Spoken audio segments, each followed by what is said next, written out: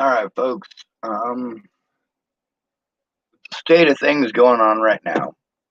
There's a few YouTubers who, as soon as this COVID stuff hit, they went out in the middle of nowhere. A lot of y'all are real scared. Well, if it kills you, it kills you. If it don't, it don't.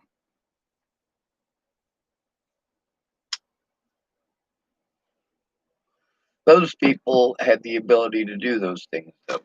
See, it's not so far gone and broken down that the government doesn't want to still get their penny for you using a piece.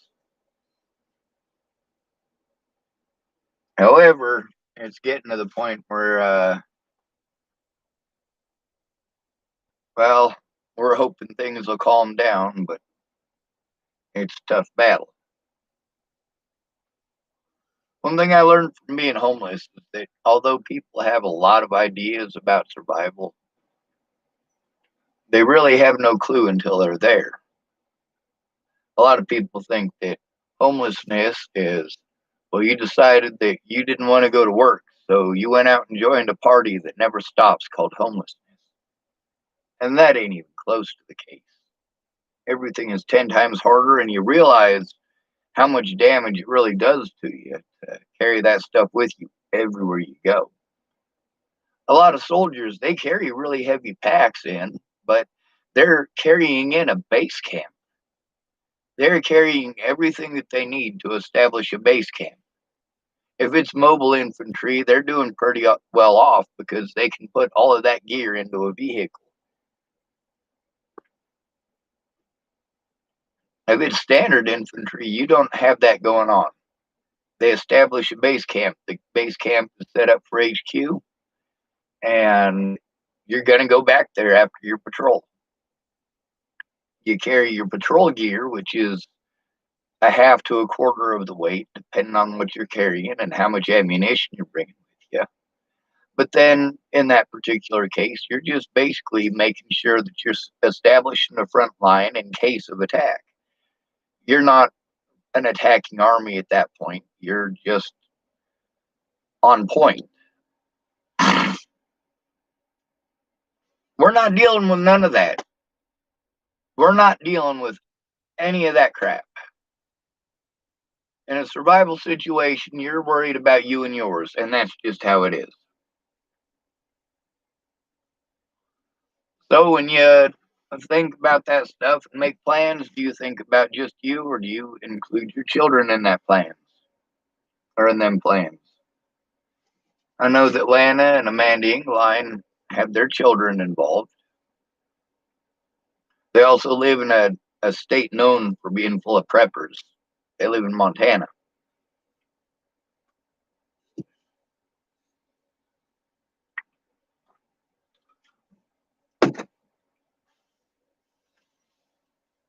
You got to think about your family's strengths, though, too. Like, let's say you've got a daughter who is hella good with a slingshot. If you've only got 2 or 3 slingshots to go between all of you, if it's just a one-on-one survival situation, I always recommend a slingshot. Always. And backup rubbers, because if they break, you're still going to want to use that slingshot. By then, you're pretty proficient with it, and it's going to be a pretty essential tool you're going to be addicted to, and it's going to be tough to wean yourself off of it.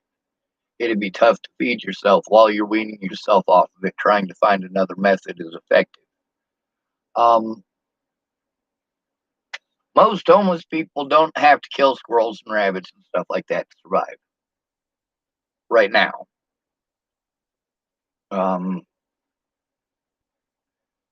There's a lot of stuff that you can pack in with you that you really shouldn't. White rice? No, don't do that. There's a lot of stuff that as I look at these videos, I'm noticing that these guys aren't really prepared for the reality of the situation. I mean, they're carrying a lot of stuff, and when you're having to carry that every day to prevent it from being stolen, you really do need to think about your weight in an even more conservative situation than what you're already in. These guys, when they're thinking about it, they're thinking in the frame of mind of somebody who is not really getting messed with all that much. If you're a homeless person, you are messed with a lot. You have to pick up all of your gear and move a lot. When you've had your 14 days in a state park, you can't go back for a very good long while. You have to grab all of your stuff and you have to move again and again and again. Um, it would be kind of akin to less like World War I trench warfare and more like World War II, where you're having to pack up and set up a base camp every 2 to 4 days, and hopefully you'll find a place that will let you stay for 14 days without harassing you, without threatening you or pretending that somebody else's mess is your problem. Is that restricted number? It is. Imagine that. Now, this guy right here that I'm watching, he calls himself Really Big Monkey One. He got a real thick Southern accent, and he's showing a lot of the different ideas that he has for bug out bags. The bug out bag is after you've gotten home, like say you've got the urban bag. That's for taking away with you everywhere. It's just basically something that, if you were a cameraman, you'd have your camera in there. If you were uh, basically it's just a pack that doesn't look out of the ordinary or out of place. But usually it's a shoulder bag, not necessarily a backpack. A shoulder bag allows you quicker access to what's in it, much like a woman's purse. But also putting it on one shoulder and leaning one side like that isn't all that good for you. Plus, the thing tends to fall off a lot, especially if you've got multiple layers and thick layers that are a little bit baggy. Like me, I've got my Superman hoodie that's pretty well faded, which is good. That'll make me, less likely to be targeted. Um, but my other one, and you notice I always talk about how green is not the way to go. Um, you don't want to bring attention to yourself. My Superman hoodie, though, because it has a logo on it, could get me targeted. That does go underneath my other hoodie. And this one is green, though. It might get me targeted, but this one is huge. There's a reason for that. When it's really cold out, um,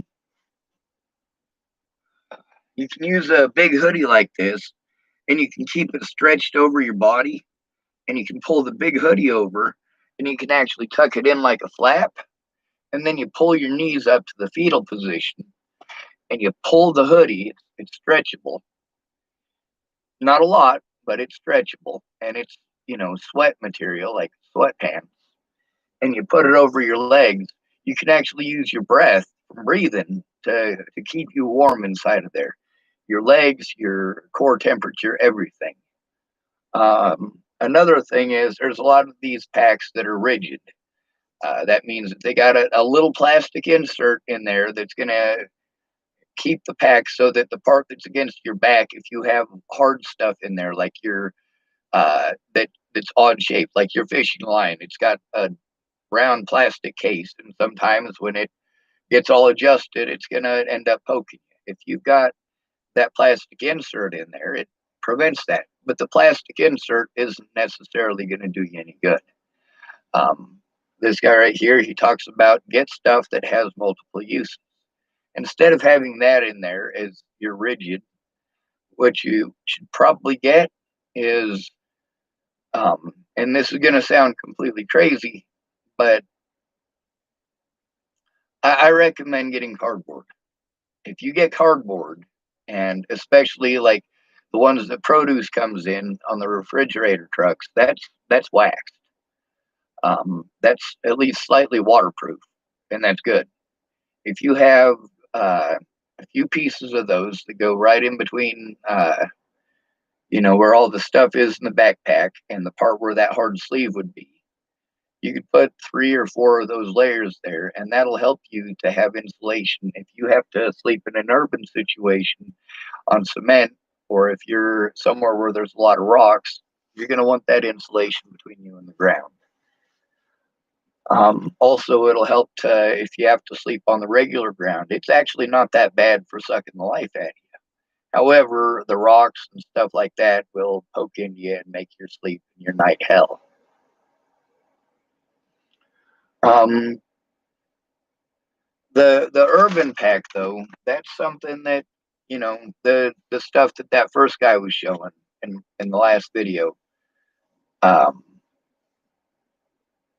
I don't know what country that guy's from, but I know that his bag is about the same size as mine. It's about the same color as mine, and he's got about the same stuff in it. Now, there are a few things that he's got in his kit that I don't have in mine, and a few things that I have variants of that are a little bit heavier than what he's got. Most of my survival kit is on my keys. Um, like this right here. This is a P38 can opener. This is a military can opener. It's small. If you know how to use it, it's easy to work with. There's also a P51. The P51 is actually larger, and you might think that it would be a better can opener as a result. However, because of where you tend to pry the pressure on it, and with the thickness of the metal, you're actually prying beyond its strength. When you're further out on the fulcrum, the bar in the center has a lot more pressure on it than when it's up close. So you're able to lift more with a long fulcrum, but you're also going to have to increase the structural stability of the piece itself, and they just don't strengthen them enough. So that's why the P38 is the best can opener.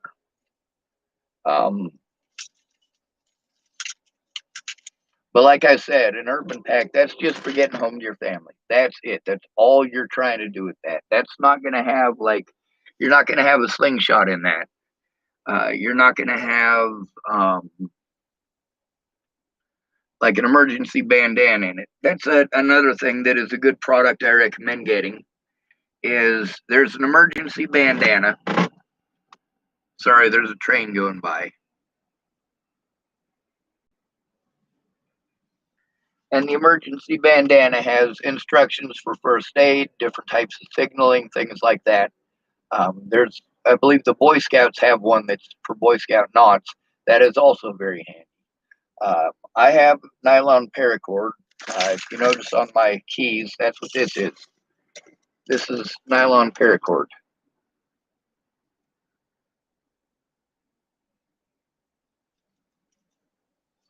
Um, I've also got on my bug out stuff. That's not so much of a gray man thing, but it's also stuff that with my big jacket here and my big hoodie here, some of the stuff that I have, I would be able to carry underneath that if needed.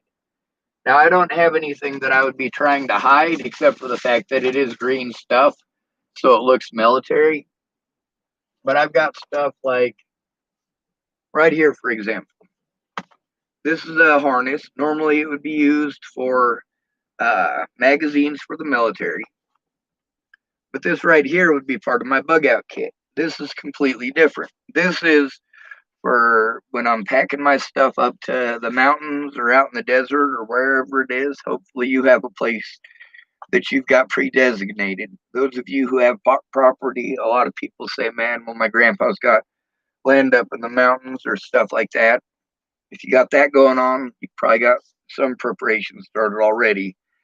The rest of y'all, I recommend looking close by for what the different materials are. I have to find a way to somewhat dim that light. There has got to be perhaps this right here. Let's see.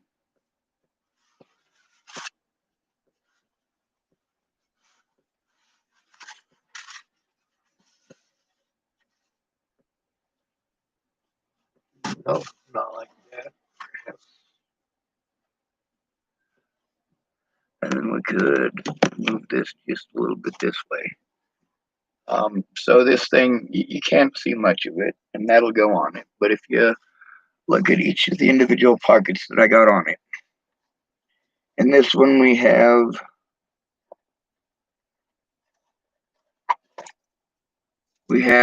bright green bowstring. I have two different configurations for this. I also have these things right here. Those work extremely well if you rip your clothes and you need to fix it up temporarily until you can fish out your sewing kit. That's great. This right here is a saw, an emergency saw. You can cut through something up to 2-3 inches pretty easy. We'll put that back in the pocket. The next thing that we got is, and this is, mind you, this isn't something you're taking to the office with you every day. We went over that already. That's a different one altogether. Right here, we've got bright orange paracord. That's for if we want somebody to know that we're there or things of that nature. We've got the black paracord. That's for, like, this right here is more for signaling than anything else. Also, if you're doing construction, you can use this in place of a string line. This right here is for all of your binding, anything that you might need to take part of it out for doing fishing if you need high tensile strength. The next one's over, they're both blank, they go across the back. This right here is a bandana. There are all sorts of uses for this, everything from tying it on to act as a face mask. I got a face mask right here on the wall too. So it's got a bright orange. Orange is actually the best color for safety. Or sorry, yellow.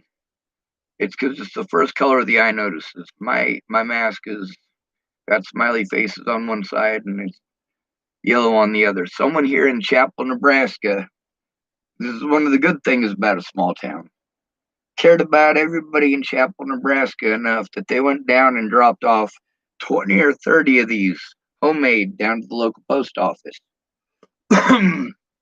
Said take one if you need it. These right here can be used for emergency filters. It can be used for carrying things. If you spend about 20 minutes worth of YouTube videos, you can actually learn enough about digging up mud and building a fire to make your own pots and stuff out in the middle of the wilderness, so you don't have to carry any of that stuff with you. Something like this works really well for shaking it and for helping to sort through it so you can get any hard chunks or filaments, pieces of organic material that might burn up in the fire or rocks that might expand or explode. Right here I've got a folding saw. Now this one's different from the one that a lot of those guys show. Most of the ones that they show, it doesn't take Sawzall blades. This one specifically takes Sawzall blades. And the reason that I picked it instead of one that has one of these permanently affixed for chopping limbs and stuff is because you never know what you're going to run into, and there's litter everywhere. If you've got something that's metal, you're going to want to use a metal blade. You're not going to want to destroy your wood blade because you'll be needing it a lot. This one right here, in the handle right here, is where the extra blades go. And it looks like I must have dropped something there. I don't know where the heck I would have done that. Maybe since the port was open, they fell out into the pocket. Nope, they didn't. Also, one of the uses that I found for those military sites is to help to survey the land. And I figured out with some of the strings that I have how to figure out how to properly level it, and that'll help you to. Land don't always look the way that you think it should. There's an area in Wyoming where it looks like the water is going uphill. Uphill. That's right. It's actually the way that the rocks broke. It makes it look like because they're at a specific angle and the creek's going at a different one, that it just very much gives it the appearance of going uphill. But this right here, this would, when I get my pack all said and done, there's parts of my pack that don't go on my pack. I have a pretty fucked up back. So I've got harnesses that I'm putting together. They're leg harnesses because my left leg especially, can handle more than my right leg can. So a lot of times it's the impact with my back that is the issue, and the less that I can put on my back, the better off I personally am going to be. When you pack for a survival situation, you need to pack for you. But also, there are people who have lived the scenarios that you guys are paranoid about. And a lot of the stuff that you guys are packing for, or a lot of the things that these guys in these prepping shows are packing for, uh, that most of their stuff is complete fucking fantasy. Complete fantasy. I mean, an AR-15 all decked out is not going to get you an efficient shelter. All it's going to make you capable of doing is becoming a thug.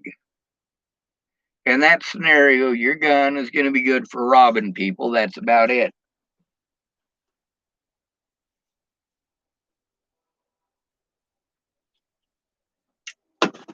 And people don't like folks who do that. Nathan Davies typed, "Hey, Sean." Hey, Nathan Davies. There's got to be a way to soften that up so it's not so bright. I know there is. But I also want it to be able to at least partially illuminate it in here. Perhaps if I put it in a different location, that might help. I should probably wrap up my gas mask. My gas mask here, if I was going off in the woods, I may or may not take this. This would probably get dropped off just because this one especially is more of a novelty item. The one that I have here is more of a survivalist thing. This thing is big and huge. This thing comes in a can with its own sling, and I can attach other stuff to it. So between the two, it's really a no-brainer.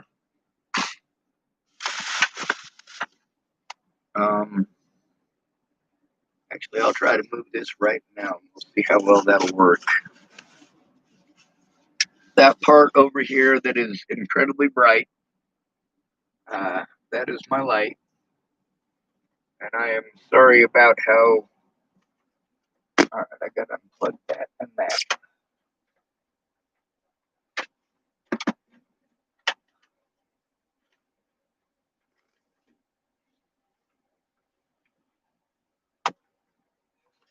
Some of these emergency preppers, they want to have a spot picked out ahead of time, but everybody knows that you never know it's going to be a situation where you got to stay or you have to go. So even though you've got your whole area set up and it's fortified like Fort Knox, well, if there's a disease in the area or there's a fire coming through, that fire right there, that's a scenario where although you've got your fortress built, you need to go. We see how all these fires have gotten out of control in the United States.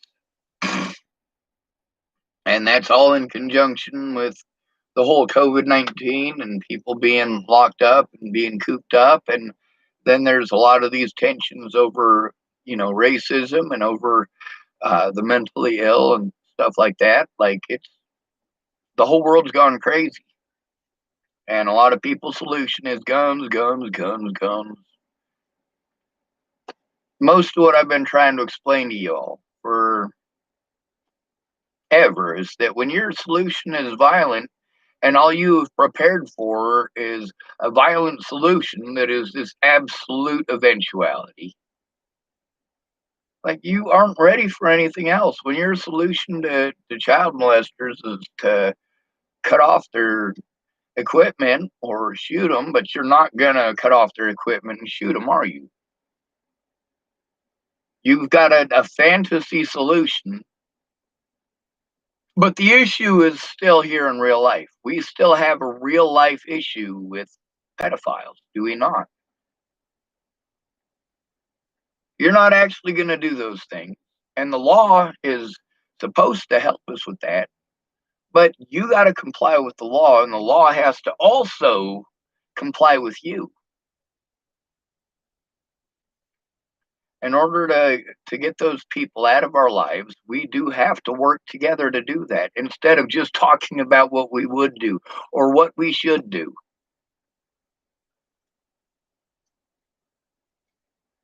No, that is not an alcoholic beverage.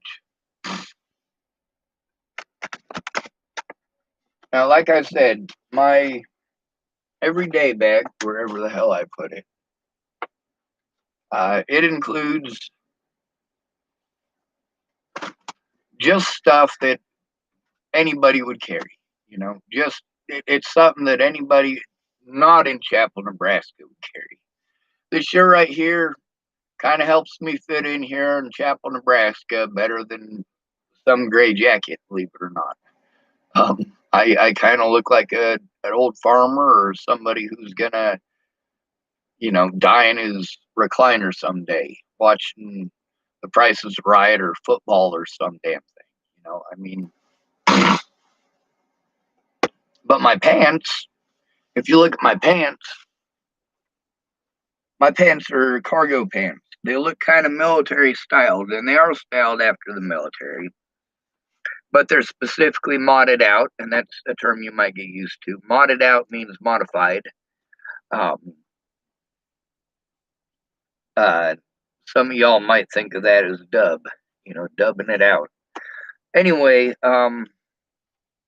it's got the clip pockets, which I don't necessarily like.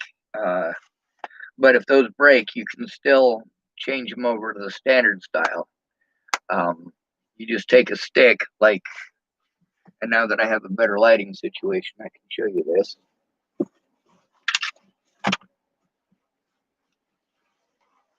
These are sticks attached to basically what equates to a piece of shoestring. Same thing on the clasp thing that it goes through. I mean, it's pretty simple. Um, if you got a situation where things are too hectic where the population centers are, you got to get away from there. You really need to plan for not being able to come back at all.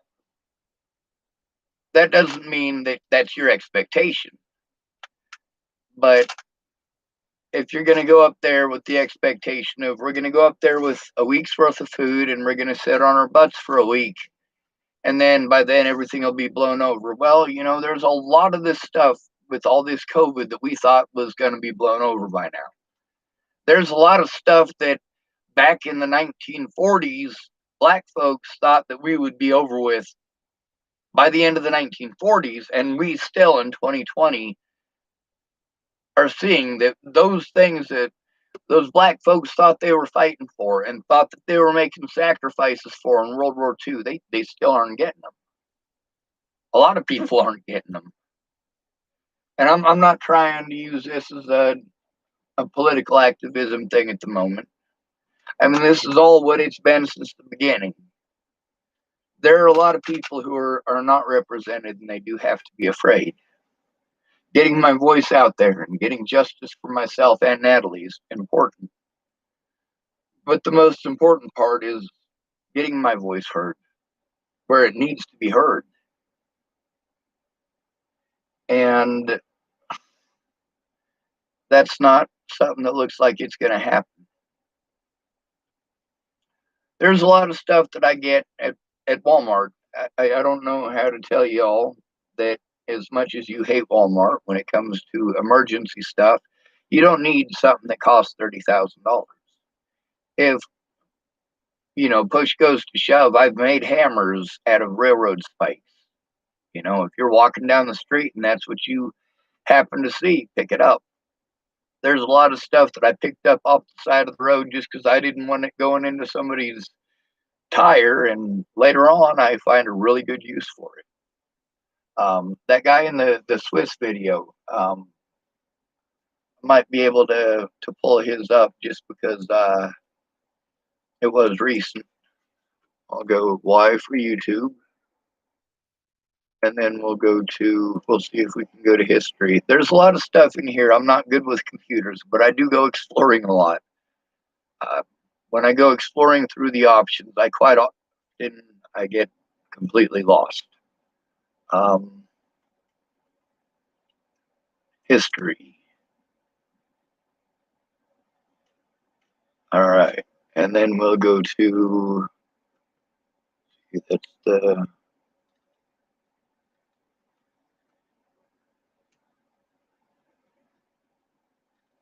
ah. I guess I didn't actually watch the video. I just um,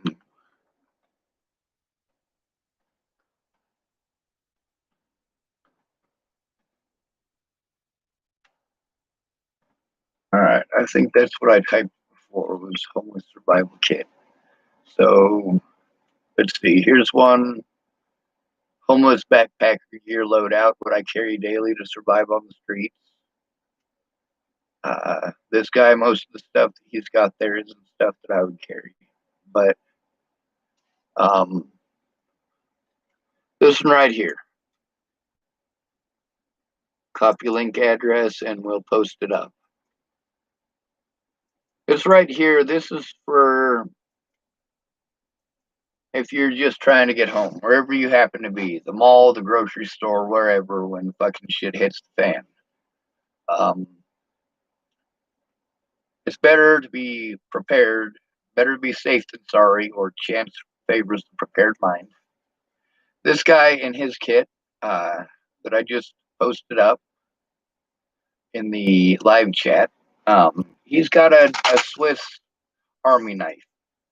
Here in the United States, we do tend to bulk up bigger. We carry more than we need to. We make it heavier duty than we need to, and we leave it weak in the places that we probably shouldn't. I got this thing for $5. My first Swiss Army knife was like $20, and it was on sale because it was green. And Swiss Army knives, everybody wants the red color. So since there was a bunch of them that were green, I got one for cheap. Now this right here, this is a multi-tool, and I got it for $5 at Cabela's. It's got the pliers on the front. That's good for if you need to pull some needles through. A lot of times, most people don't know how to use the thimble. On Peter Pan, the kiss, that's a thimble. That's so that you can push your needles through and not poke a hole through your thumb because they're still pretty thin. Your thumb is still uh, soft skin, and if it pokes through a callus, even if they're calloused, it can poke through a callus, and you done impaled yourself with the back of the needle. These right here, if you're able to push it through just a little bit, you can use this to push it through some more, and then grab it on the other side and pull it through. This one right here has a can opener. It's got multiple screwdrivers. There's stuff that is pretty well Voodoo Electronics. If it needs batteries, it's Voodoo Electronics. This does not go into any of my packs. It stays here in its pouch, even though that man who's in that video has his Swiss Army knife with him every day. A homeless person has to worry about being harassed for every damn thing. Stuff that is in your everyday survival kit would be okay. They'll charge us as criminals for having. This one does have blades on it. Um, they're short.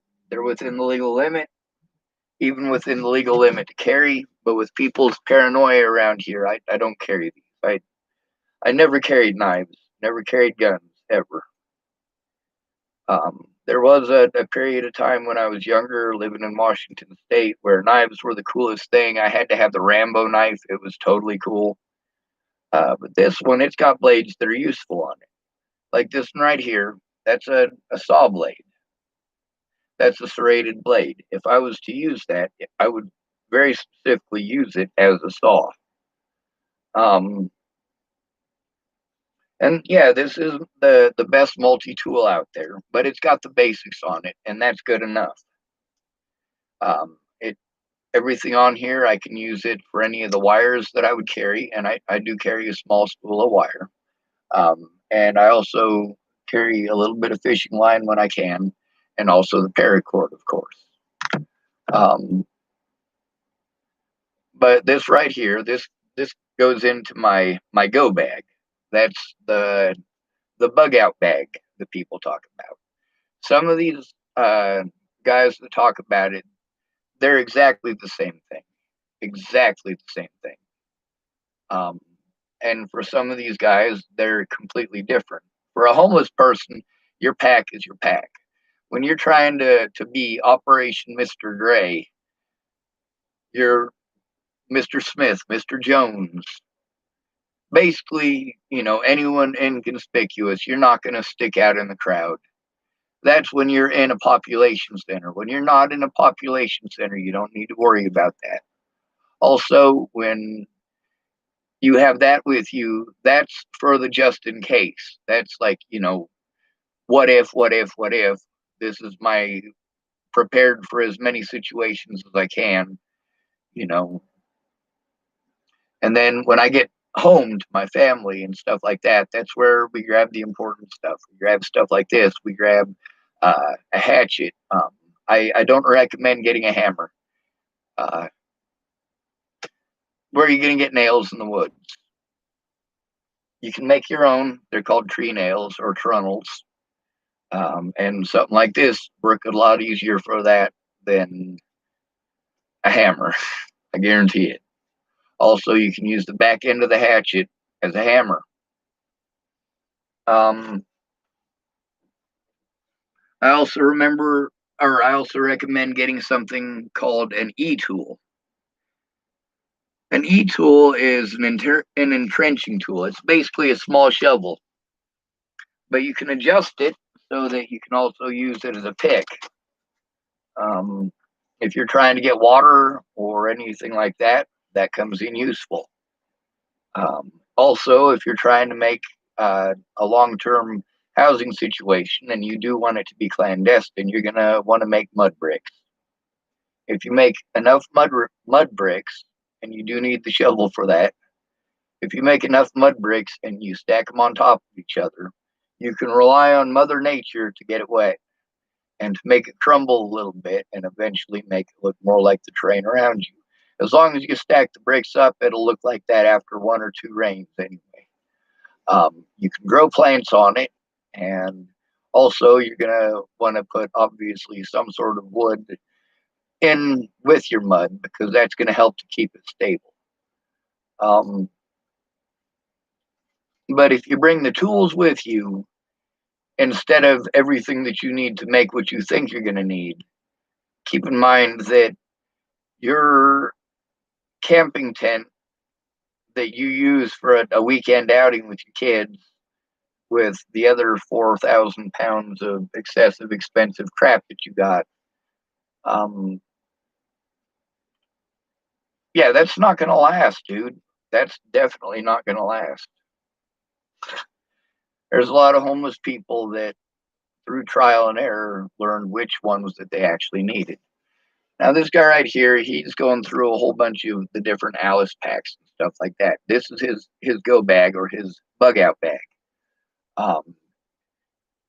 This guy, he is very much on the same page as homeless folks as far as what not to carry. None of these homeless people who their survival packs they're showing on here, none of them have a gun. Not one. Not a single one of them has a gun. Not one. Nearly all the rest of these guys include a gun in their bug out bag, either a pistol or a hunting rifle. That Keystone Cricket that I was telling you about, that one is actually hugely popular. Any of the Air Force survival ones are pretty popular. Most of us will go with the slingshot. We're pretty good with the slingshot. We're not going to get in trouble in most places for owning a slingshot or being in possession of a slingshot. And although there are some places where they'll make a big deal about it, it's far less of a big deal than if you were caught with like a 45 auto or a brick of dynamite, you know? Um, there's a lot of stuff that's not firearms related, surprisingly, that goes into a lot of these guys' bug out bag that most homeless people aren't going to go grab. We see the travelers, they go all over the place and they do expend a little bit of extra on, having something like a tent attached to their backpack, but they also pay for it in the long run with their bags. They do carry this everywhere in all of its capacity, as well as having additional stuff that a home bum isn't going to carry. They also have the benefit of many times they'll just stop on the side of the road exhausted, and that's how it happens. You're sitting there exhausted, going, "Man, I don't think I could make it any further." And then somebody picks you up and they give you a ride for, might be 10 miles, might be for 150 miles, but that whole time you're able to recover, your back's recovering, and then you can, when they drop you off somewhere, you're like, all right, I'm good and refreshed. I'll make it another 30 miles on foot today, or between today and tomorrow. And then, by then you're burnt out. You want to stop, you want to take a break, and hopefully somebody picks you up again. And that's a terrible way to do it. I mean, then you are setting yourself up for failure. You're setting yourself up for a situation where you're taking a lot of breaks. A lot of times, if the cops see you walking out of town, or they see you on the route coming into town, but you're on the road that's not Main Street, like the one over by Alliance, there's a road that's right outside of town, and you can see Alliance off to the right hand side of the road, but there's no Alliance whatsoever on the left hand side. Alliance is the name of the town, by the way. And if you just keep on walking on that road, they really don't mess with you. They they'll mess with you on the highway, which is literally right next to it. But on that little section of the road, if you're walking on the side road, they don't mess with you. Once you start walking through town, just like anyone else, they don't want to see hobos. They're going to mess with you. If you stop on that road, they're going to mess with you. That's one of the lessons of being homeless, is you do have to keep on moving, and you learn to pack a lot lighter than what these guys are showing. A lot of this guy's packs are between 30 and 40 pounds. Now, a military sack may be up to, 80, 90, 100 pounds, depending on their job. But we don't need to carry a rifle. We don't need to carry ammunition.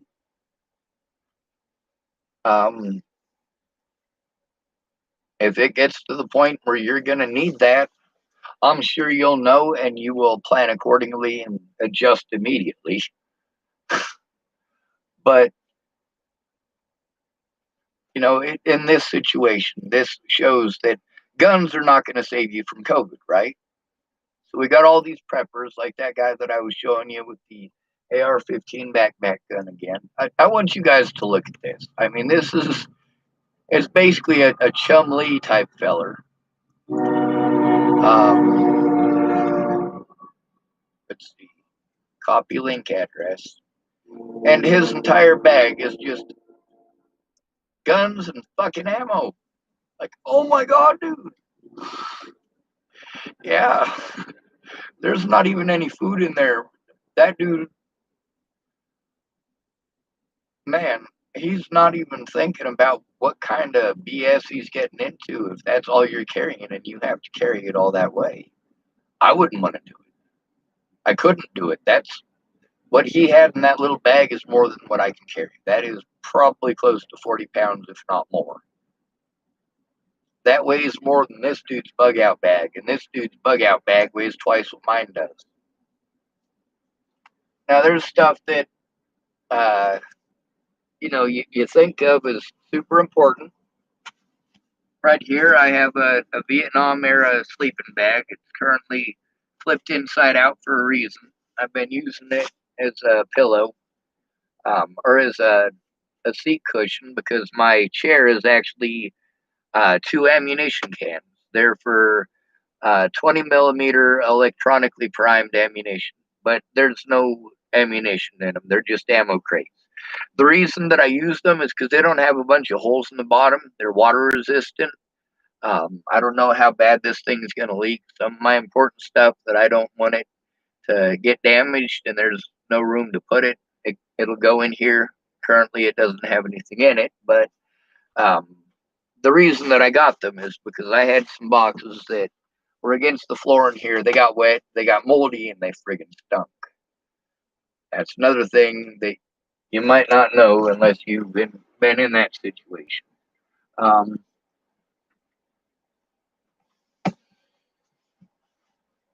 a lot of folks tend to overload, um, and they tend to have a little bit more redundancy than they're probably going to need. This guy, he's got, I believe, in his bug out kit, he's got like 6 spools of fishing line, like 6 spools, and I get it. I mean, it's pretty strong for its weight, and it's also extremely strong for the amount of space that it takes up. For 100 foot of paracord, I can that same exact square footage or whatever or square inches. I could probably get close to 10,000 feet of fishing line, if not more. I mean, it's phenomenal how much. Um, but also, like, it does start corrode pretty easy. It does last for a long time while it's on the spool, but once you take it off and it gets exposed to the elements, it does break down. It also, becomes a hazard. Um, and I'm not sure if you guys have ever been walking through an area where it's heavily fished and you start walking into those fishing lines. It'll get tied all up in your everything. And then, you don't even know where the other end is. You just know that you're tied up. And if it's good fishing line and you're trying to break it by hand, it might dig into your fingers and you end up bleeding. Um, there's some stuff that I don't recommend getting the cheap version of. And there's some of it where it doesn't really matter. If you get the cheap hatchet, the cheap 2.99 or 3.99 hatchet that they had at Walmart for fucking ever, the handles would always break off right at the very top. That is not a big major deal, first of all, because you can just grab it in your hand and use it that way. And although it's not as effective as it could be, you can also shove a chunk of rebar in there and then start shoving nails around it and just hammer the nails in until you can't get any more nails in. That'd never come out. Um, I mean, there's a lot of real simple repairs that you can do for something like that. Um, Obviously, using wood because the diameter is only like that. Any piece of wood that you put in there is probably not going to last very long. Um, in order to upgrade, if you got a choice between upgrading to one that's got a nice hickory handle and it's got a good blade on it, um, and it's good and hefty, or something that's uh, full tang, which means that the axe head itself and the handle are all one piece of metal. I do recommend getting the one that's all metal. It won't necessarily be able to be used as a hammer, but the other thing is that there's a lot of stuff that you can use as a hammer anyway, and you can turn it sideways. You'd still be able to use it for pounding in trunnels. You can use a rock for doing the same thing. Um, but the reason for that is because it won't break. And again, there's Trails End. I want you guys to look that up. Actually, we'll see if um, Trails End survival kit. All right. They have these at a lot of places, including Walmart. Um, let's see. This one says 47 pieces, and they have a bunch of different ones. Let's see. Fox fur, leather boots. Nope, that's not what I'm looking for.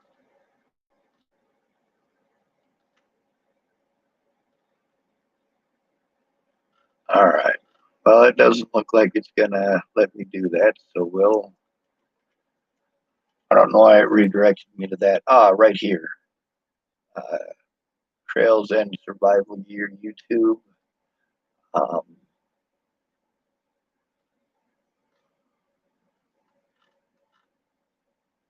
I'll go to shopping. It'll probably show me one pretty much immediately. Um,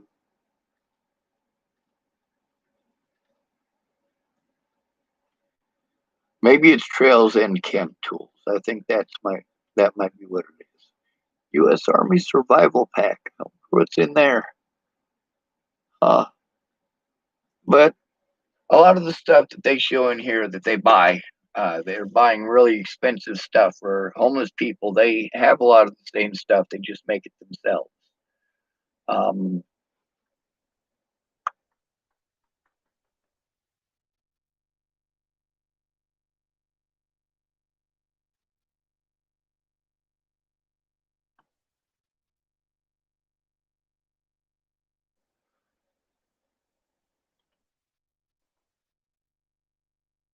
let's see if I can find this. I'll clip it up there.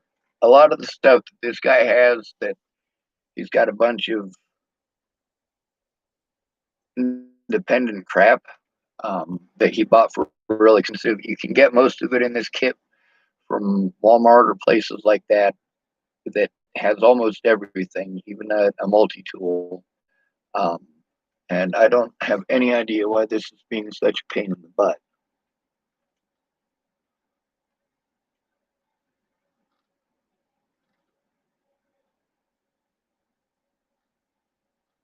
Oh, that's Ozark Trail. You know what? Screw it. When you guys go to Walmart and you go into the hunting and fishing sporting goods area, you'll see it up there. It's with all the other camping stuff. Um, if you see the sleeping bags and stuff there, it's probably in the same aisle. Um, it's a box. It's about that big by about that big, and it's about that thick, and it's got everything in it from a little, hand hatchet, a knife, a saw. It's got a little bit of. It's got an emergency mirror in it. Um, Matter of fact, that's stuff that, although I have them on my keys, I've had these sitting around getting ready to put together a go bag, and I think I'm actually gonna start putting them into a plastic bag. Plastic bags are always useful. One thing that you can do is designate one pocket to plastic bags. And when you get these store bags here, they don't cost you nothing. You've already gone to the store. You needed the bags anyway because you had to carry the crap home. Might as well make use of them. You can use those for a lot of different things. Um, their water resistance is pretty decent, although most of them aren't water resistant for long. And you have to put two or three of them together in order to get that out of them. It's still useful. It's also something that if you don't want something to rot, or you want to keep something from getting oxygen to it, you can use these to wrap it up. Um, if you need stuff to be water resistant for whatever reason. Um, Also, a lot of the stuff that you take up there, like plastic bags, you got to keep in mind that those are all resources that are temporary. You're only going to be using those long enough to be able to get something more efficient going with what you have there. Given weight constraints and your ability to move, you may not have the ability to drive your SUV through all of the areas that you need to get secluded enough for you to feel comfortable and safe. Um, with going to the store and making purchases and getting all of these bags, I do have a bunch of them that are in here that are uh, some of the better ones are the Cabela's bags. Those are really good ones. But these ones right here, just El Cheapos they got at the Ma and Pa store. They'll work just for temporarily holding stuff while I organize it. That's another thing. A lot of you guys with your expensive camp stoves, you can do the same thing with an aluminum can. One thing that I recommend is to get, or not an aluminum can, but a soup can. You get two different soup cans, two different sizes, so that you put one inside of the other. If you get the pull tabs and you put that in your kit, it is a bit of extra weight, but I recommend having that with you because you're going to get some water out of it and you're also going to get the nutrients out of it. If you've got a dry bar that you're eating, that's going to help to dehydrate you a little bit more. And if you're going to carry the water weight anyway, you might as well carry some food. And that's only because while you're on the march or on the hike, you don't necessarily have the time to stop and forage. Once you've got everything set up for a base camp, then it's a lot easier to forage. It's a lot easier to put that time forth. Let me see what else needs to go in here. And I'll show you the stuff as I put it in here. We've got a whistle. We've got an emergency signaling mirror. Yeah, I might still want to be able to signal people. I did order a Boy Scout handbook.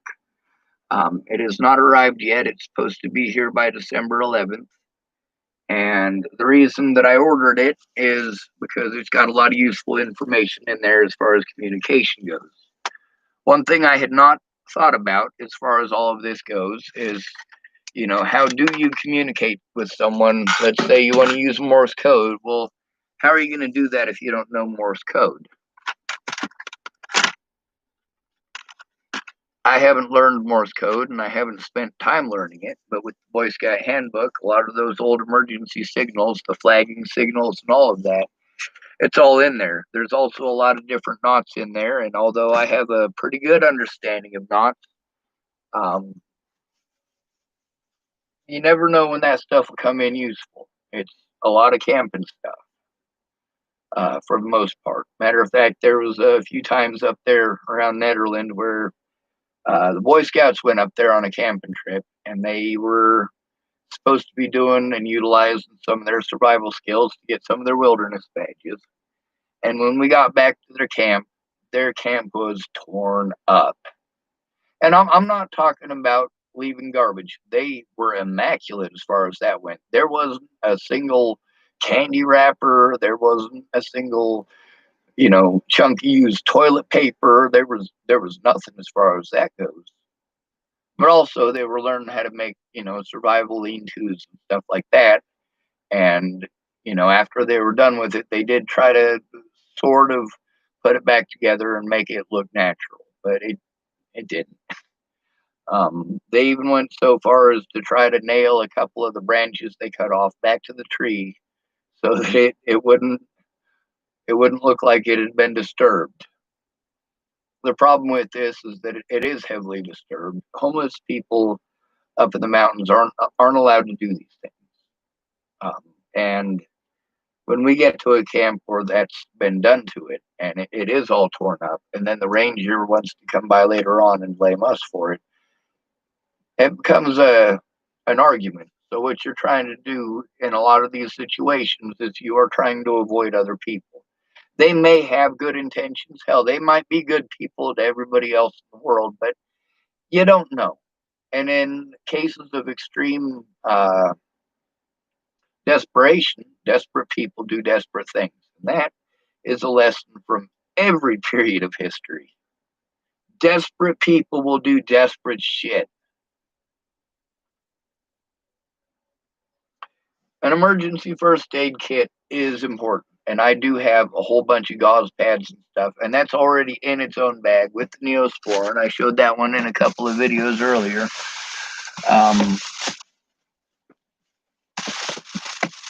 But that one, it's got a lot of. Oh,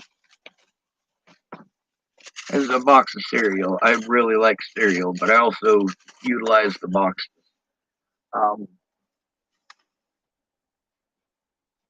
Of course, we do have a machete. This is something that, obviously, when we're talking about the bag for getting home, that's something you're carrying to your work at the office. Maybe you work at a lumber yard, maybe you work at a lumber mill, maybe you work at a rock quarry, maybe you work at a bank, who knows. This is not something that you're going to be carrying with you. It just isn't. This is the thing you got in your bag next to your door for in case hell really fucking hits. And this right here is not for battle. It's not meant for battle. It's not designed for battle. It's just a tool. I picked an El Cheapo with a pretty decently long blade on it. And the reason that I picked a cheap one is because of the lightweight. I know that it's going to bend. I know that it's going to twist and warp and contort a lot easier than if I got one of the expensive ones. But the problem with the expensive ones isn't just the added weight, it's the ridge on the back of it. I don't want that saw on my machete. If you've got a blade on both sides, if you hit something and it bounces back, you're not going to be fucking happy. The difference between a welt and needing a fucking hospital in a situation where you can't get to the hospital, it's best to avoid a situation where you're going to need a hospital.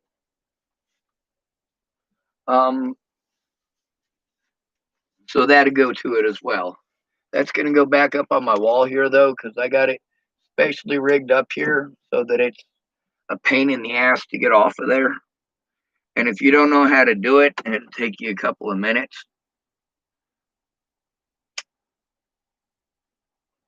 That's because I don't want it being used as a weapon.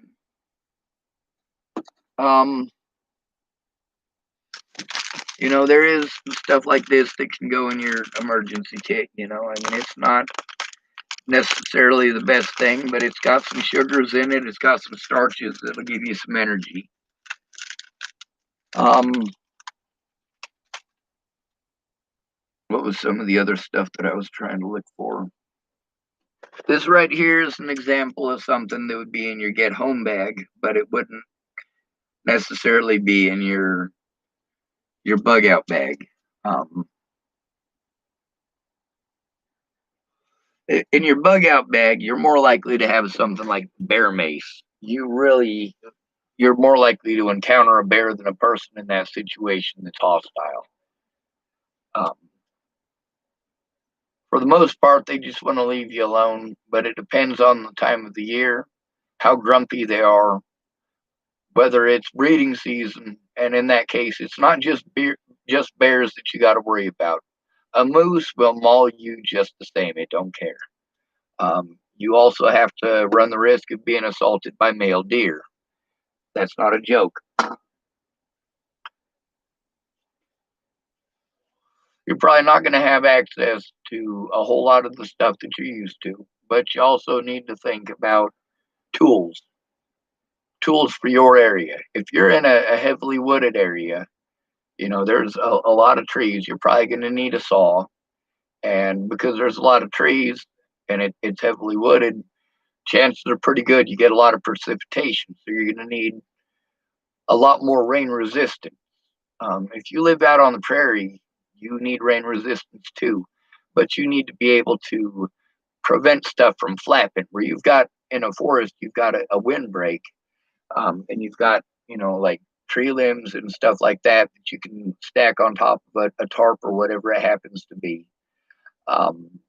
You're not going to encounter those winds. Here in Nebraska, if you got to set something up, you got to find a way of using the terrain around you to stop that from happening. So here you need that fucking shovel. You need to be able to take some of that dirt and use that dirt to help to plant that stuff. So if the wind's hitting it, the wind's going to hit it. There ain't much you can do about that. But if you can secure it well enough that it's not flapping back and forth, it's not going to shake itself loose.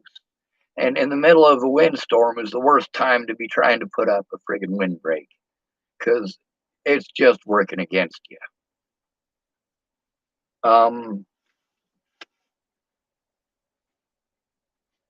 This guy does tend to cover that quite a bit, but a lot of the other ones they focus on very militant stuff. And you can tell a lot of these guys who are in the military, that's often what they go to. You know, for them being in a war zone, they see that as a greater possibility than a lot of the others. Um, a lot of soldiers definitely didn't see this COVID thing coming. You know, that's the reality of the situation, though. You never know when it's going to be an earthquake instead of a bomb, or a tornado instead of terrorists.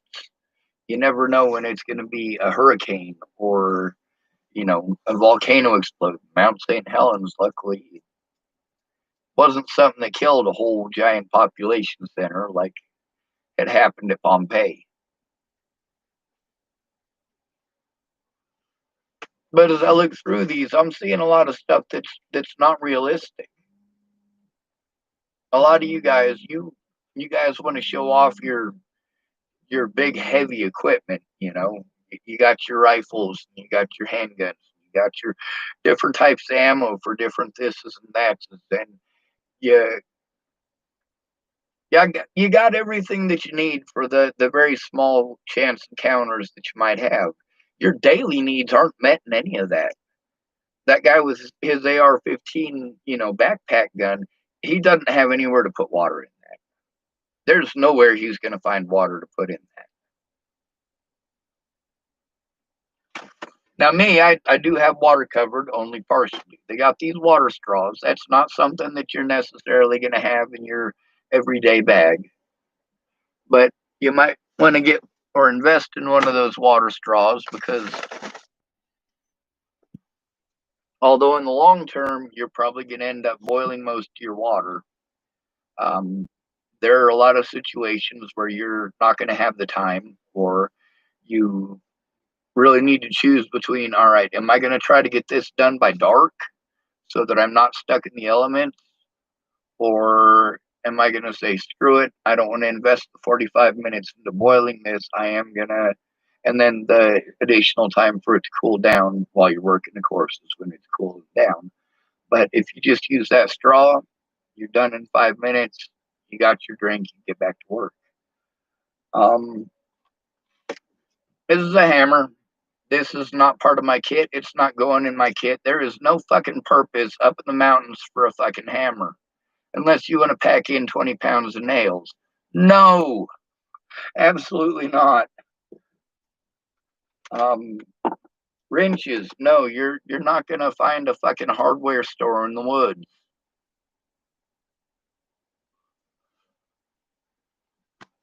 If you're focusing on tools that you need to turn nuts and bolts on, that's not going to do you any good.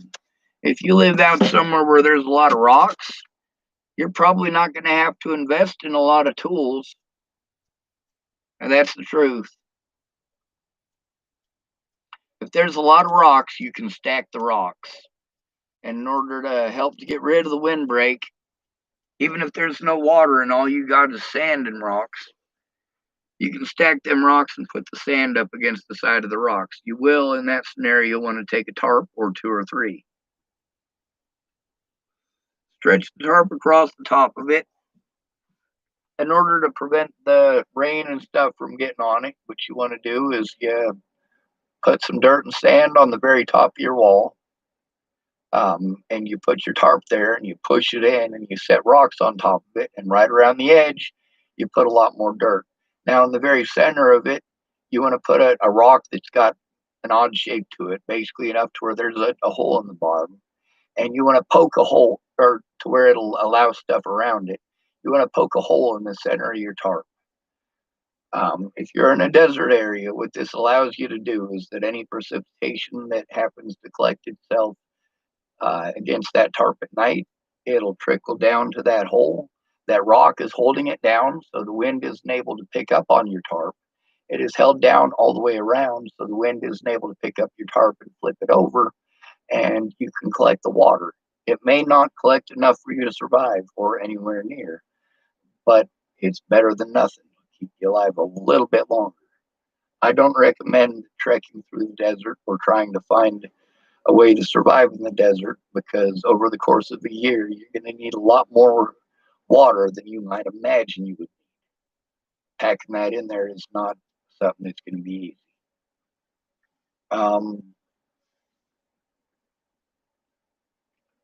Now there was something I was looking for, a couple of somethings I was looking for. One of them was my bag of emergency gauze and stuff like that. Another box of cereal.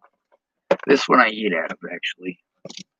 I like to grab handfuls, but I have no teeth, so I gotta suck it to death.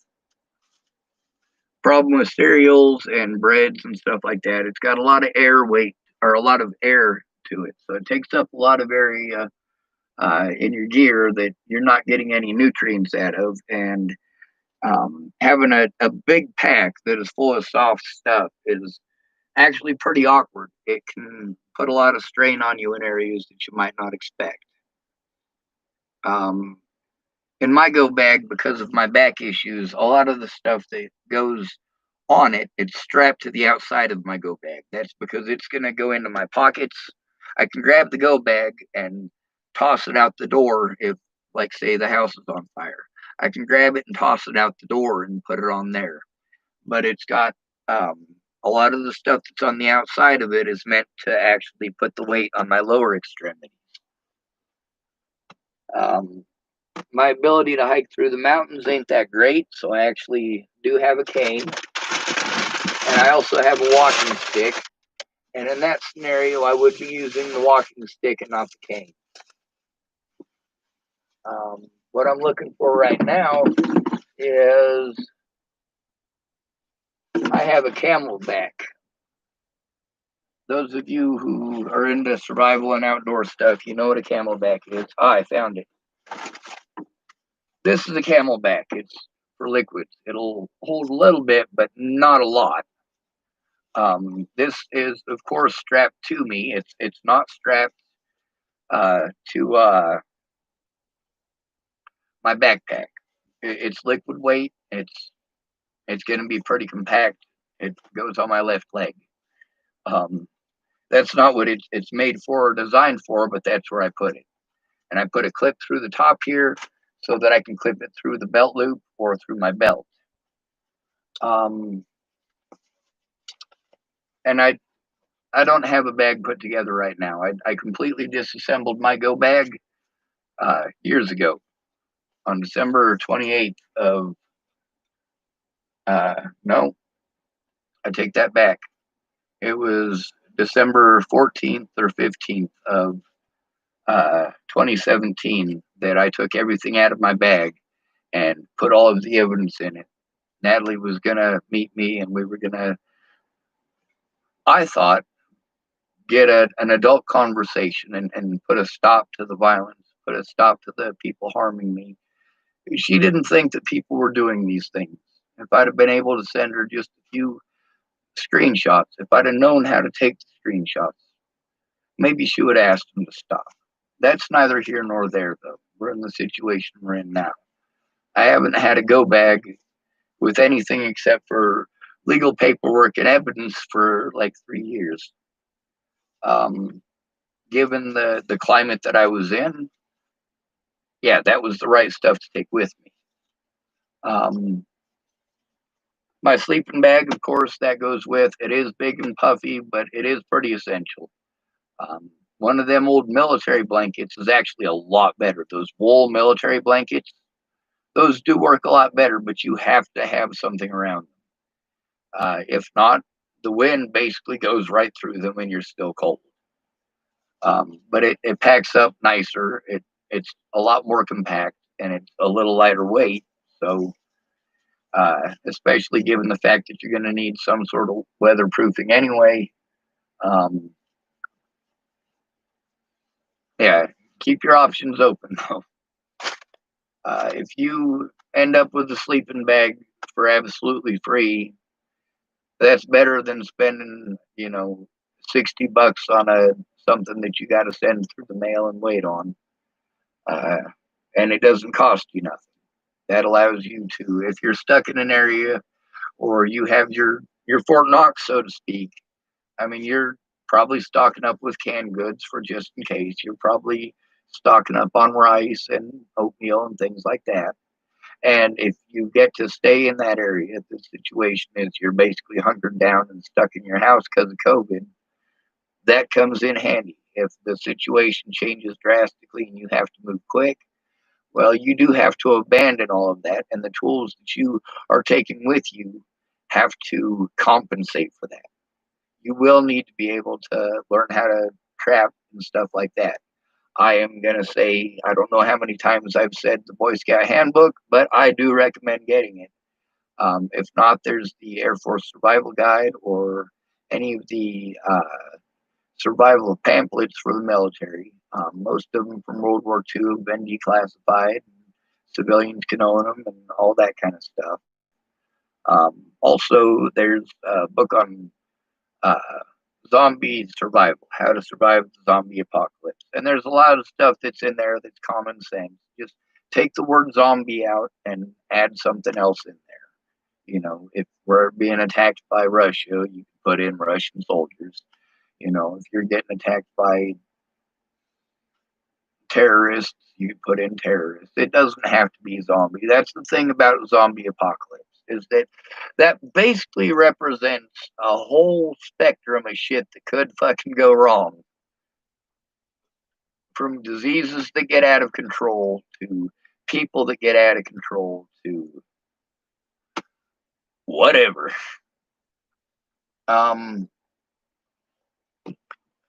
like I said, I got my sewing stuff, and that is something that I have an overabundance of. When it comes to the Department of Redundancy Department, sewing stuff is important. So is dental floss. Dental floss works better than this string here. And I got a bunch of different colors and so on if I want to color match something. But in a survival situation, who gives a shit? This stuff right here is going to break after a week of being used. And if I use dental floss, yeah, the dental floss will still be there after the pants fall apart. Um, the emergency radios, that's the only piece of voodoo electronics I recommend no matter what.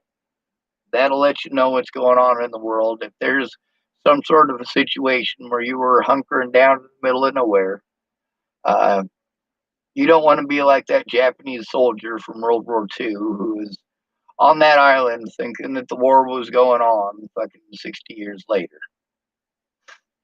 You want to, when the coast is clear, if you want to get back to civilization, you want to be able to do that as soon as possible. If you're still out there, 6, 8, 12 years after an epidemic or something, yeah, they're going to wonder what the hell you're still doing out there. Also, you might not be in that good a shape. You might have lost a couple of family members that if you realized that the hospitals were now back in operations again, you probably would have taken your family down there and your kids would probably still be alive. Um, there's a lot of stuff that this guy has in his pack that is completely beyond me why he's grabbing it. He does explain that for his area, and he's from South Carolina, he does explain for his area that's a lot of the really essential stuff. It is more essential for you to have a bug net there than it is, let's say you're here. Here in Nebraska, a bug net will protect you from mosquitoes. Sure, but down there in the south, you're talking about a lot more bugs than just that you're worrying about. You're worrying about fire ants. You're worrying about really big bugs. Um, I do still carry a mosquito net. Um, all three of my mosquito nets have been lost over the past few years. So I no longer have a mosquito net. and I no longer have. I had a Vietnam jungle hammock tent that my older brother gave me. Um, let's see. I suppose I should read some of the stuff on the side. Nathan Davies typed, "I hope you're well. I've just watched your stream on getting home safely. I like how you use rubber bands for fidgeting and testing tension theories." He also typed, "Do you have a first aid kit? If so, what does it consist of?" I'm trying to find my first aid kit. Because these actually should go in the first aid. Um, Also, I want to bring up something for hunter safety. Most people who are hunters, when they're hunting for animals, they're hunting for animals that are colorblind. If you're hunting for an animal that's colorblind, then you can use a ghillie suit that is blaze orange. Now, I had that idea years ago to have a blaze orange ghillie suit. Had I collected the stuff to make a blaze orange ghillie suit, I just never got to make it because everything got stolen.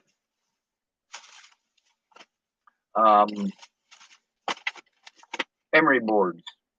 These are useful for a lot of different stuff. You can use it for sharpening stuff like a sharpening stone. Um, we'll get into the uses of that possibly at a later date. We got non-stick pads. We have, and I believe I have 2 or 3 boxes of those. I have at least 4 boxes of rolled gauze. Move those over here. 3, 4. Yep, 4 boxes of rolled gauze. I also have eye drops. These come in handy for a lot more than just eye drops too. If you get something in your eyes, this is sterile. You can use this to help flush stuff out of your eyes. Then we have first aid ointment, antibiotic, and then we have 3 packages of butterfly closures.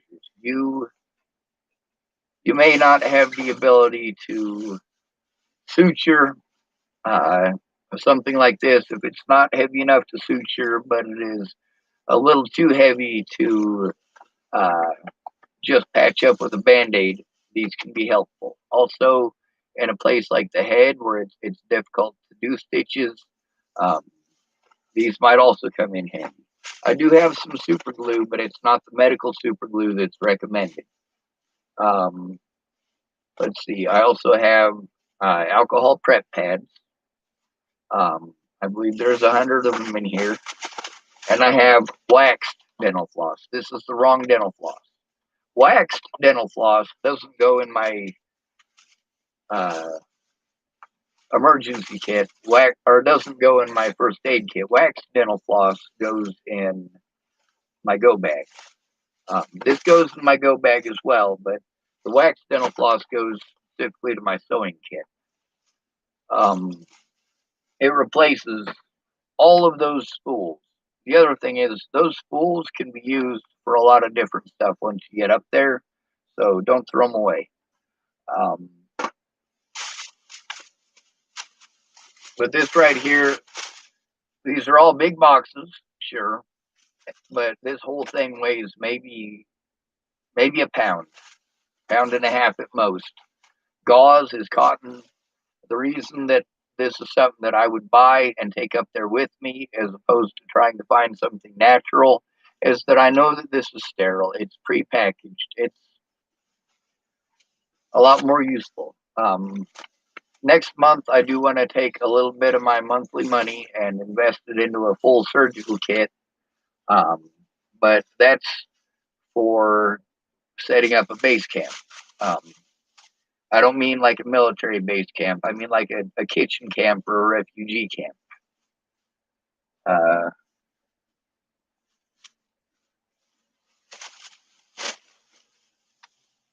But this is a lot of stuff. It's a big difference. This is a bunch of your medical stuff.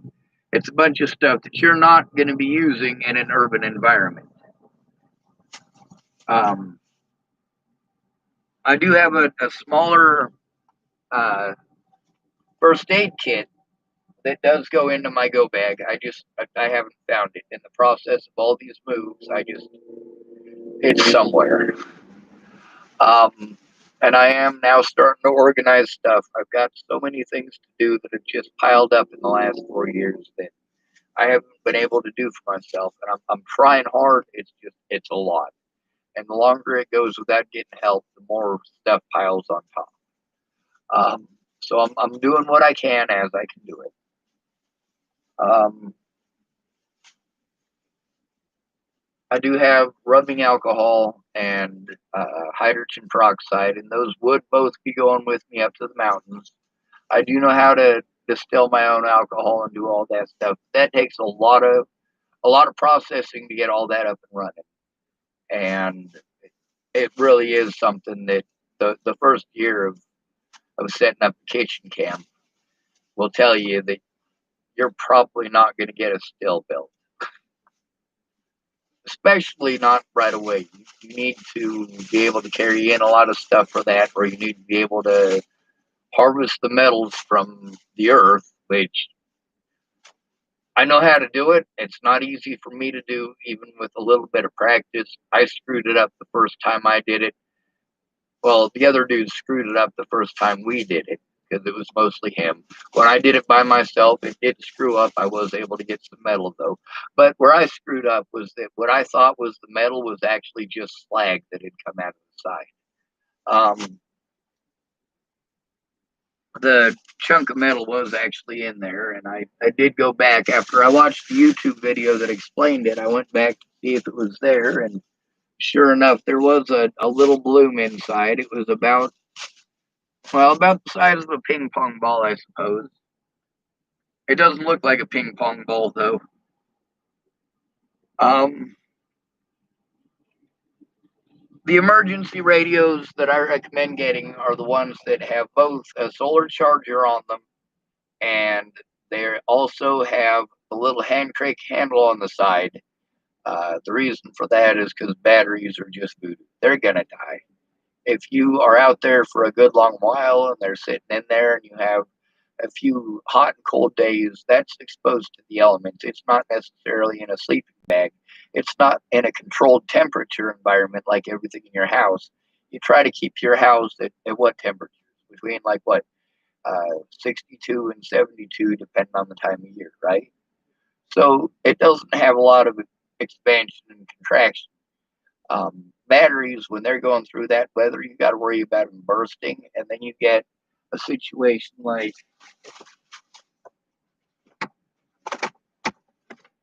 where is that flashlight? There it is. This flashlight right here looks good on the outside. It looks like it should function. It doesn't look like there should be any issues whatsoever. But we unscrew the back. This right here was in a shop, a, a barn shop. This isn't your heated shop that you're doing everything in. This is an old rickety barn that you basically use as storage. And you see all that white crap on there? That's all corrosion from the battery because it was in the weather. The battery itself is corroded in there. It's going to take quite a bit to get it loose and get it out of there. And that's what it looks like after I scraped a whole bunch of that crap off of there. Some of that stuff fell onto one of my wash rags, and I threw the wash rag outside, and it rained that night. And the very next day, where where the powder in here had fallen on it, it actually ate through the fabric where it got wet. Um, so, I mean, that's a situation you want to definitely steer clear of, especially in the case of an emergency radio when that's your only connection to the outside world. Um, a lot of the emergency flashlights that have that or emergency radios that have that have a flashlight on them. But also, you want to make sure that you get one that is already preset to emergency channels. You're not wanting to get a radio that you're gonna try to listen to music on the radio with, and you're going to have to search through to try to find it. There are designated emergency channels that already exist. They're entirely dedicated to emergencies, and most of these radios are specifically designed for this purpose. So just make sure you read under the dotted line, because some folks are selling that stuff as a novelty. It's got a compass on it, and you get out there and you realize the compass doesn't point north, but it doesn't point anywhere else either. If you shake it, it points a different direction every time. Um, a compass would obviously be in your go bag. It's not necessarily something that you would take in your everyday bag, because you should probably know which direction is east, which direction is west, north, and south in an area like your hometown or a town that has a lot of landmarks. Also, like a lot of these guys say, you should carry a map with you. I don't personally carry one, but I should.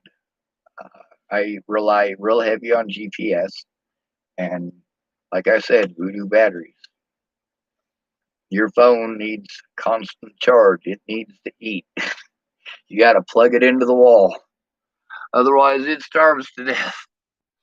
You're not going to be able to communicate with anybody if you can't charge your phone. And you're not going to be able to use MapQuest if you can't charge your phone. I have bungees up here with the specific intent and purpose of putting them in and taking them with me.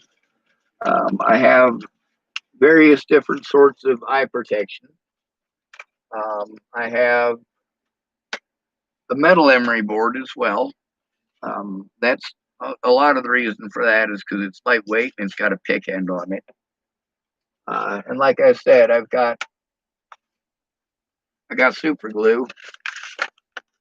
This super glue, even though this isn't medical super glue, I do use it for the same purpose. I was warned not to, because you can get super glue poisoning, but none of the cases where I've used it have I ever ended up with that issue. Just in case, yeah, sure, go ahead and buy the $11 or $12 bottle of the medical stuff. That works for something that it's deep enough that them butterflies aren't going to work.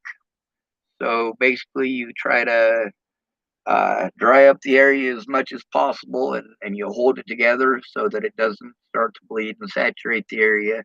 And while you're holding it together, you put a couple of dots on it just to hold the skin together temporarily.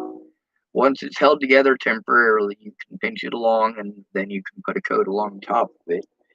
It will generally fall off 2 to 3 days after it's pretty well sealed. So it's agitating, but not much more than that. Um, let's see. A small bit of a twine or rope, things like that. I've got a thing of it in here, and it's just the cheap little cotton stuff, but it works. And it's a whole spool. It's like a 1,000 yards or something.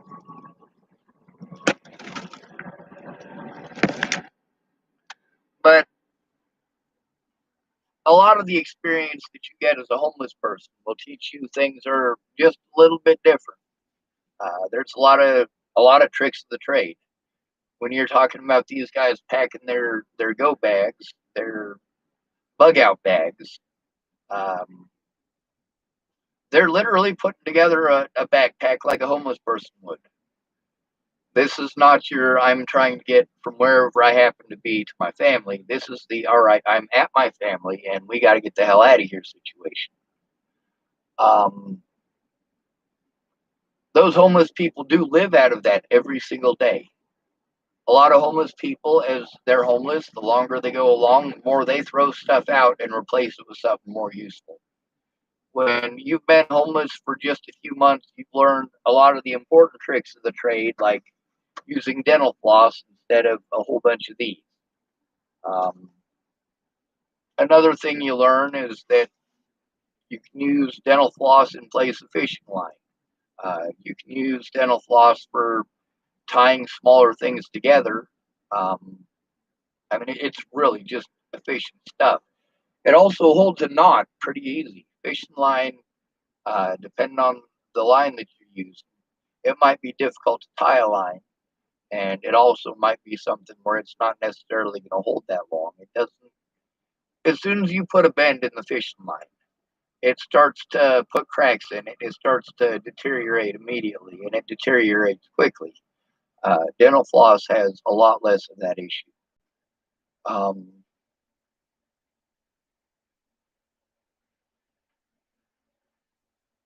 and like I said, with the camp stoves that you guys want to carry, if you got a couple of cans of soup and they're different sizes, you could put one can inside of the other, and that'll actually give you a little bit safer of an environment if you're trying to use it inside of a tent because you're insistent on that extra weight of a tent. Just make sure that you put something in between the two cans on the bottom. If you're going to have the one can touching the floor, you don't want to burn a hole through your floor. You're going to want to put something there so that it doesn't.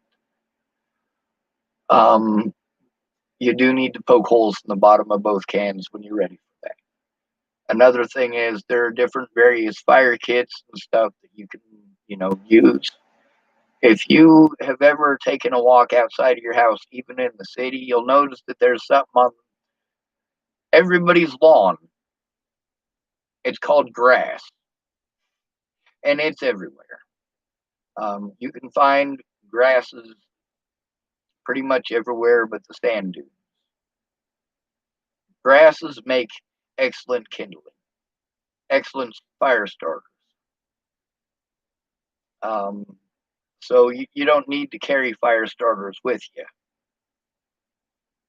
not of the kindling sort. Matches are important. I do recommend getting a magnesium starter.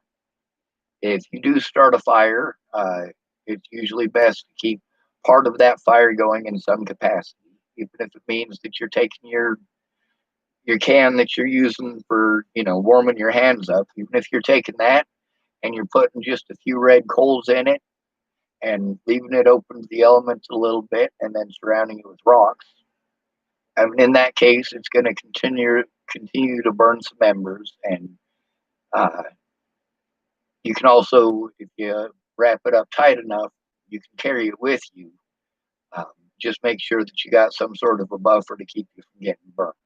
The better that thing is insulated, though, the less likely it is to burn you, and also the more likely it is that your fire is going to survive, that your heat is going to survive.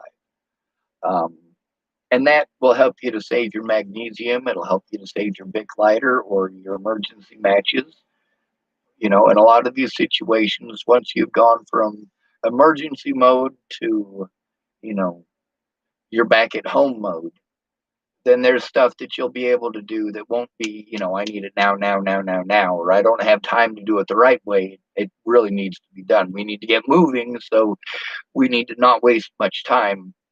Once you get to your base camp, you can stop using your emergency straw for most situations. You can stop using your emergency matches. Um, you can stop going through your emergency food, so provided you can, set up to get hunting done within the next day or two. Um, Shelter is most important. You might think that getting nutrients is the most important, but the weather will eat you alive. It will allow you to be open to the rain, which most of you guys, you got to deal with the rain or the snow in between your vehicle and your house, or your house and your vehicle. I mean, there's not a whole lot of exposure there. When you are stuck in it, that is something you need to really pay attention to. You also need to take extra socks. I recommend taking at least 2 dozen sets of socks. You may not always have the opportunity to wash them. You might have a situation where you need to change them 3 or 4 times a day to prevent yourself from getting boot rot or foot rot. Socks, socks, socks. These guys never put enough socks in there, ever. Matter of fact, most of these guys don't put socks in their emergency kit at all. I'm looking at what they're, packing up as a loadout, and I'm like, you got no clothes in there. if you're a homeless person, you learn to layer up. I'm wearing two pairs of pants. I'm wearing these ones on the outside. They're black, and then I have some Realtree 2200 Cabela's type pants, and I got them for free, or I probably got them for relatively inexpensive. Um, but that's two layers. If I didn't have the heater on here and I was stuck outside tonight, I do have one more layer of pants in here that I can put on. Although on a night like this, I would want two. Also, these are not the best pants for it. This is nylon, the outside pair of pants, and nylon gets cold. Um, it's not pleasant. It's great for a windbreak as long as you have something underneath it. Uh, but it's not that great for keeping you warm. It's really not. If you have one pair of sweatpants to put on underneath this, that's a good help. Anything that's cotton that you can put on underneath this, that's a big help. Also, cotton breathes. So if you do get wet and say you're in a swampy condition, it's still going to dry out. Leather is not. Anything that's plastic or rubber is just going to keep that condensation on your skin. If you've ever, had a hot suit on because you were working with dangerous chemicals and you're cleaning the building with them, when you take that thing off, your skin everywhere is raised. I mean, you can literally take your fingernails and scrape like this and wipe a bunch of gunk that used to be your skin, and you can wipe it off on the cotton of your pants and go, ew.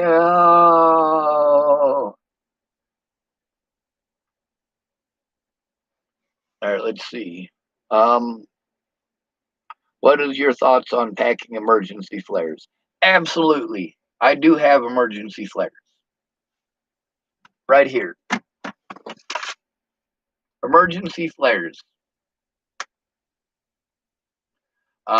This right here is not as effective as the other two things that I showed. If you notice, it's a lot bulkier. It takes up a lot more space. But yeah, flares.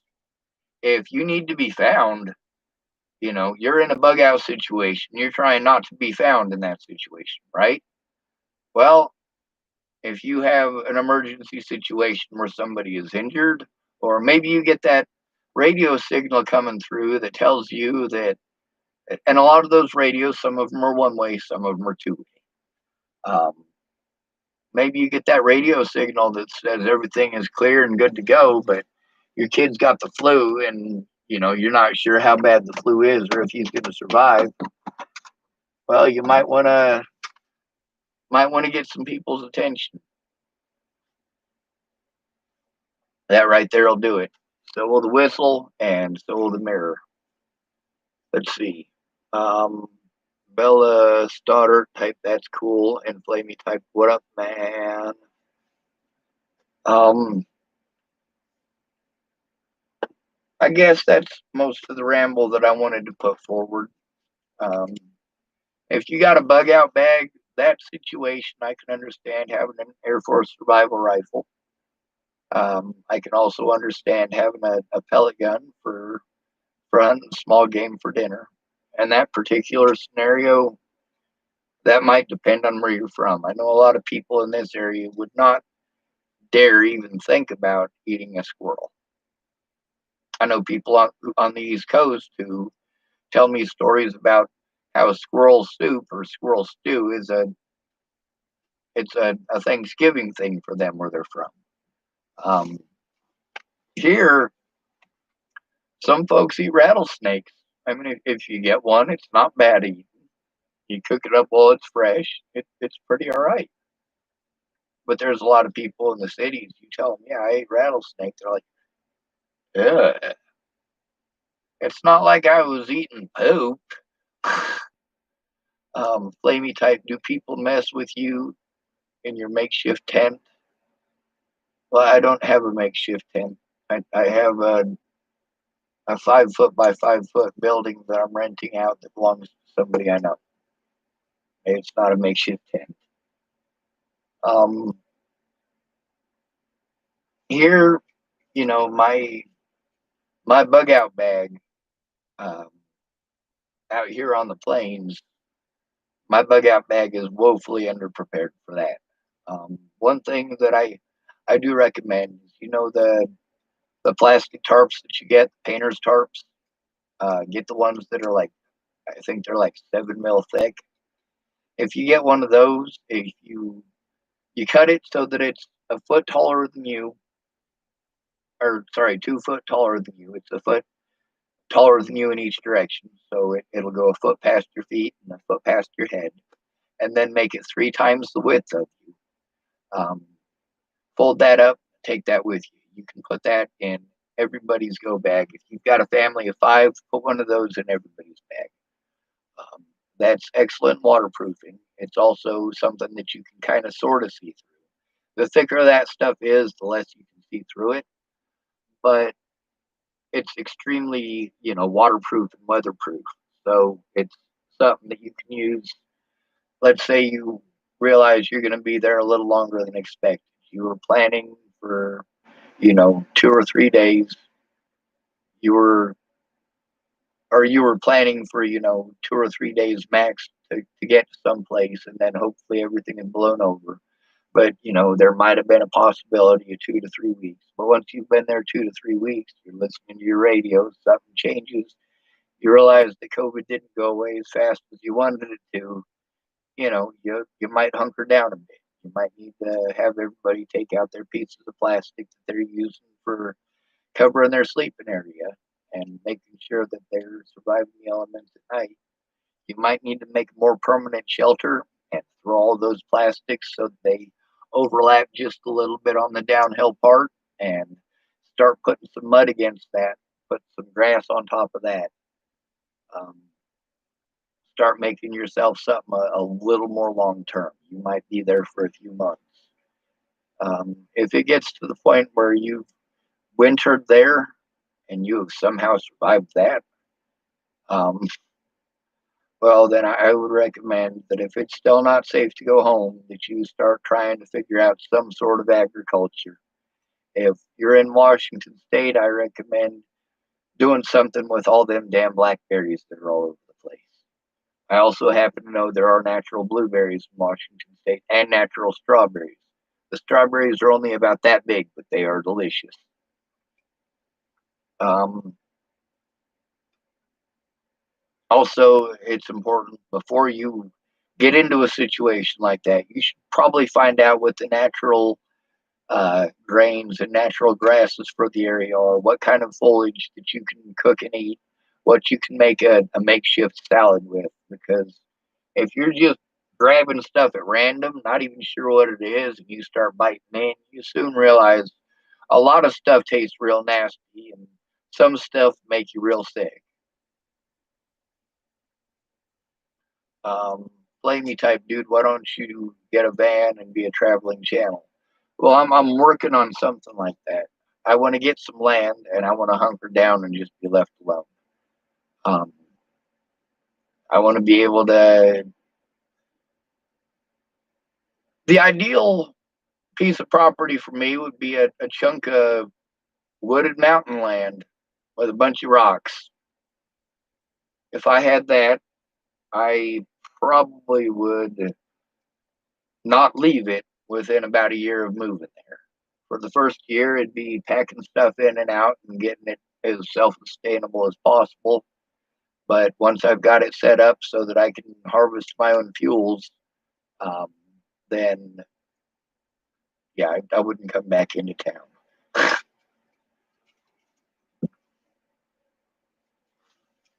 But for me, my idea of bug out is completely different than a lot of your emergency situations that you'll be packing and being ready for.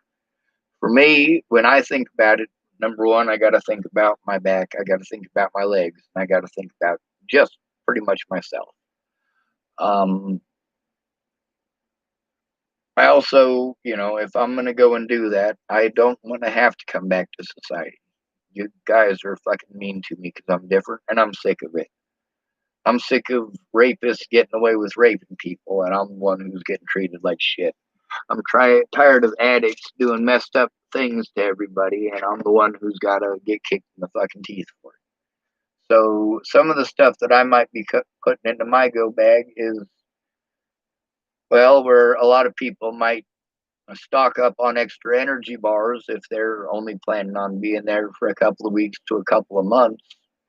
I will probably not be getting a bunch of energy bars. What I will probably stock up on is extra dental floss. Any of those energy bar spaces that are being taken up, I will probably get things like 100 pack of upholstery needles, the bent ones. I will probably get, you know, uh, emergency, surgery stuff. I might get some snake bite kits. Um,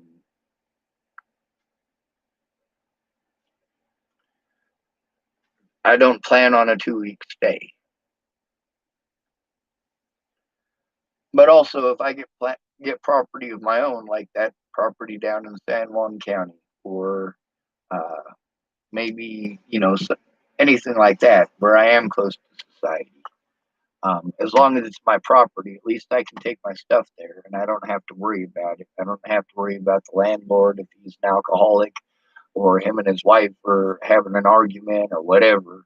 Whatever your personal business is, it's your personal business. If I got my stuff there and your personal business is affecting my stuff or my safety, I am going to say something. I'm sorry. I'm not sorry that I said something. I'm sorry that I had to. I'm sorry I was in a situation where that was important. I'm sorry that your marital situations or your financial situations or whatever it happened to be made it so that you couldn't keep your word. Um, Again, like I said, the two types of bags are for completely different purposes.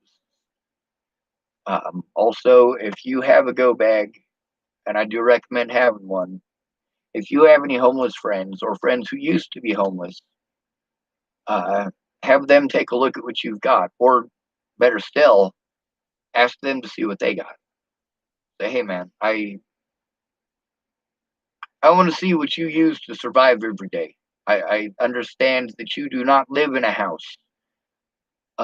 You do have to salvage and scrounge and live out of what's on your back. I want to see how you do it. I want to see what tools that you use for it, and I want to know why. One thing that you will notice in a lot of cases is a lot of homeless people carry the Holy Bible. A lot of them. Books are unnecessary weight. Now, I carry the Bible, so I'm a hypocrite as far as that goes. I will be carrying two books, however, because I'll be carrying the Holy Bible and I will also be carrying the Boy Scout Handbook. There's a lot of stuff that I have in here. If I'm able to get up to the mountains, and it could be a cool part of my collection of just crap that I've accumulated over the years. Well, that's cool, but it's not something that I'm going to take time to ferry up to a situation that's emergency. And if I'm in an emergency situation where I've intentionally gotten away from human society, if I'm coming all the way back to society to get something, it's not going to be a fucking CO2 powered Nerf fucking dart launcher. I'm sure not going to be trying to carry that drill press up there. I'm going to be taking hand tools. That's restricted number calling me some more. Restricted number must be in love with me. They must be infatuated with me. It must be somebody that I turned down or turned down their sexual advances. It must be, because it won't stop bugging me. Sorry, people played that narrative with me. I just wanted to play it back.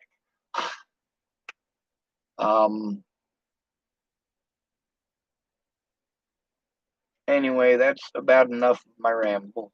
A lot of these videos that I'm making right now, it's because it's stuff that really it helps me to separate from the fact that there's a lot of stuff that I need to need to do that I just simply can't do. I should have moved my golf cart and that little John Deere riding lawnmower a couple of weeks ago. Um, I've been having problems getting some help doing it. A lot of people say, well, you can. One guy told me he could use his car to go do it myself, but he didn't want to get motivated to get up, and I didn't want to ask him a whole bunch of times. The other guy, trying to get a hold of him when he's been home, has been difficult. There's also the fact that he's got his own life that he's trying to jump through. He's also trying to help another guy who needs help. So, I mean, it's when you can't take care of yourself because of your back and because of all these expectations, it's not something that's easy just to go move that stuff like your ideas might be. You might say, dude, you should have moved that stuff. Well, yeah, I would have liked to. Situation is not allowing me to do it, and I can't physically do it myself. Um, so then there's the money that I spent on those things. Um, I spent the money on those things because I was having difficulties after months and months and months of jumping through hoops with getting my driver's license back. So I got those. Now that I have a driver's license, I don't really necessarily have a need for those, except that I don't have a running vehicle. So those right there still could come in handy. There's also the fact that they are worth money. And if they get towed, then the government and the city government, local government, whatever, is going to want money because they towed it. Whereas if I can get it moved, then I might be able to sell those things. Different strokes for different folks. A lot of folks, the strokes that they got to take when they're swimming are because they have abilities that you don't, and some of them it's because they don't have abilities that you do. I do know a couple of people who are paraplegic. They can't use their legs, but they still swim extremely well. They swim faster than me because I doggy paddle. I'm not a good safe. I'm not a good swimmer. Um, right now, I'm mostly just trying to keep myself company. That's a good portion of why I make these videos. It's not all of it. When I make a video like this about stuff like this, it's not as related to my case. It's not something that this is the stuff that helps me to not think about the shit that is so incredibly traumatic, and that's having a way out. What are my possibilities? Also, like I said, with that guy with the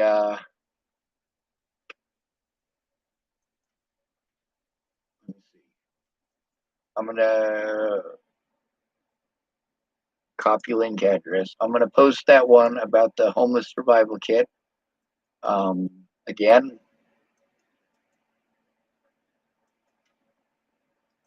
and I'm also gonna post up the one with the AR-15 backpack gun again.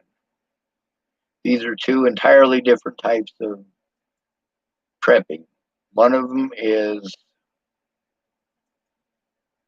well, this AR-15 one. It's kind of like if Chum-Li was doing prepping.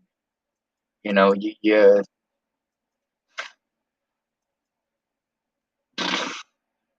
yeah, no, that's the last thing that a homeless person would put in their pack.